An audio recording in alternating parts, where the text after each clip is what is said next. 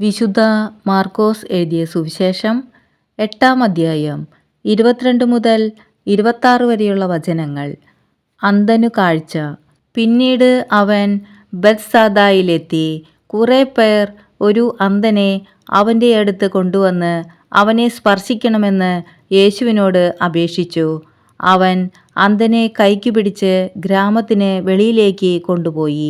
അവൻ്റെ കണ്ണുകളിൽ തുപ്പിയ ശേഷം അവൻ്റെ മേൽ കൈകൾ വച്ചുകൊണ്ട് ചോദിച്ചു, "നീ എന്തെങ്കിലും കാണുന്നുണ്ടോ?" നോക്കിയിട്ട് അവൻ പറഞ്ഞു, "ഞാൻ മനുഷ്യരെ കാണുന്നുണ്ട്.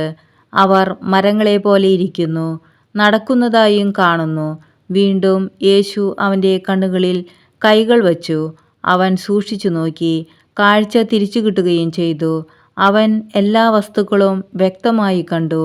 ഗ്രാമത്തിൽ പ്രവേശിക്കുക പോലും ചെയ്യരുത് എന്ന് പറഞ്ഞ് യേശു അവനെ വീട്ടിലേക്ക് അയച്ചു.